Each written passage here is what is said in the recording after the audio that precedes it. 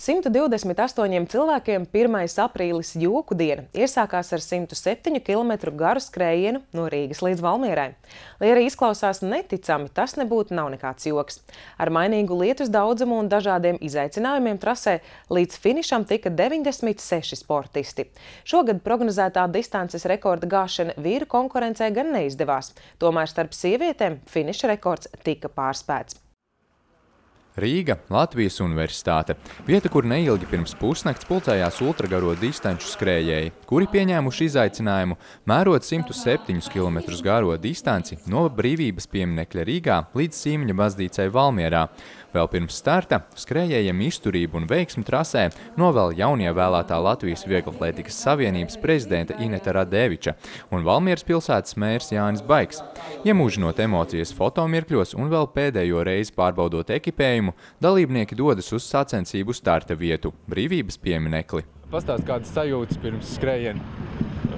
Jau kādu nedēļu jau iepriekš, kā sākās satraukums, tagad jau iet kulminācija un tāds drudzīts, patīkams satraukums, tā teikt. Un kāda tev ir mērķis šim skrējienam? Pats galvenais tikt līdz Valmierai un pēc tam veiksmīgi arī atpakaļ. Bet jā, šī man pirmā reize, tāpēc grūti komentēt. Līdz pusdienas laikam būtu vēlams. Pavisam drīz skrējēji dosies distancē, bet pirms tam tradicionāli visi skrējēji nodzied valsts himnu.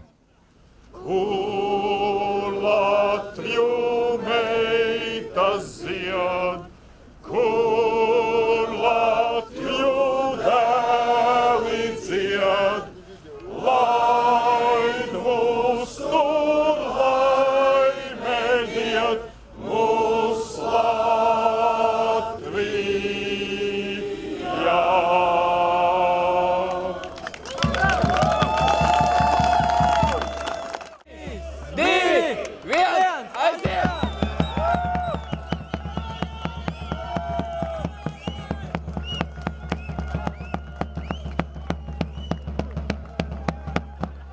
No Brīvības pieminekļa Rīgā skrējienu līdz Sīmeņa baznīcai Valmierā sāka 128 dalībnieki. 107 km garajā distancē bija izvietoti 6 kontrolpunkti, un pirmais no tiem atradās Gārkalnē, pēc pirmajiem pieveiktiem 23 km. Tajos skrējēji var uzpildīt savus dzeršanas sistēmas, iestiprināties ar sāļām un saldām uzkodām, kā arī atpūsties, ja tas nepieciešams. Pirmajā kontrolpunktā ultramaratona līderis Kristaps Broks ieradās aptuveni pēc stundas un 30 minūtēm, kurš neapstājoties devās tālāk.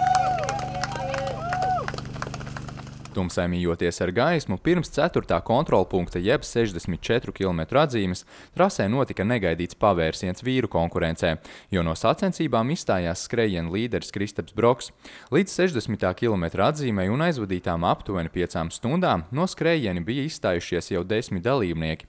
Biežākie iemesli ir muskuļu krampji, vēdergraizes, traumas un nogurums.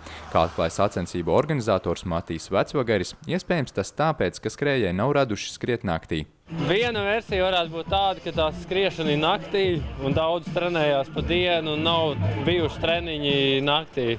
Iespējams, ka cilvēki gribēs to rekordu vēl labot un nākotnē trenēsies arī naktī pirms Valmieras. Sāli? Vajag sāli? Ar ūdeni var uzjaukt nedaudz. Sāli ar ūdeni? Davai, sēdies, visi var. Vidzi. Davai. Bet tagad apsēdus. Vari. Esi rieks vai ne? Kā formulā? Kā piekšā?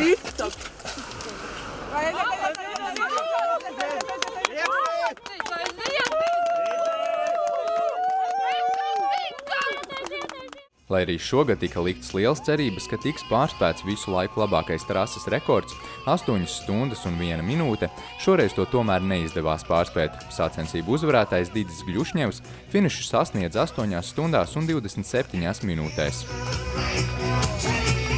Tas ir Didis Gļušņevs, 33. vārtas numurs. Pastāst pirmās sajūtas finišējot šeit Valmierā pie Sīmeņa baznīcas. Vajag forši. Pirmo reizi tik lieliski jūtos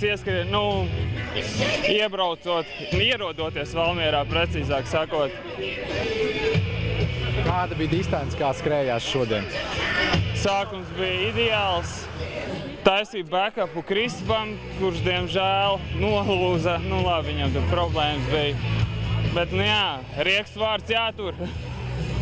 Kur bija grūtākais posms tev distancē? Grūtākais sākās pēc 70.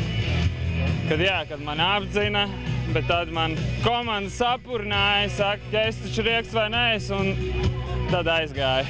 Savukārt dāmu konkurencē labāko laiku un trases rekordu uzstādīja Viktorija Tomasiviciene no Lietuvas ar rezultātu 10 stundas un 31 minūte.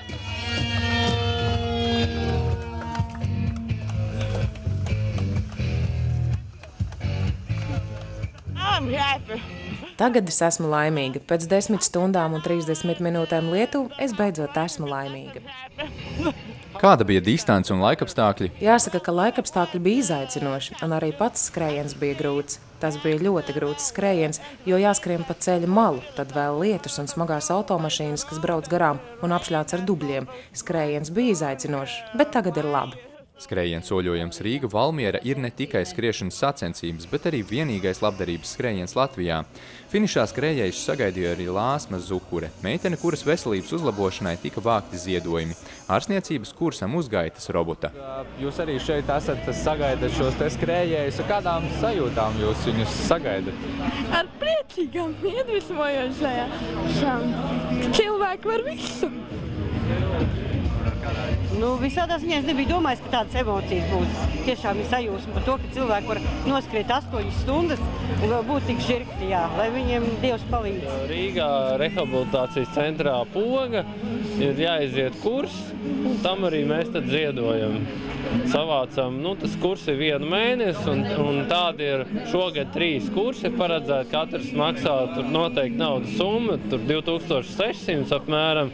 Mēs gribam to kursu savākt. Līdz sacensību startam tika saziedot jau vairāk nekā 1500 eiro. Savukārt kopējā summa tiks paziņota 6. aprīlī.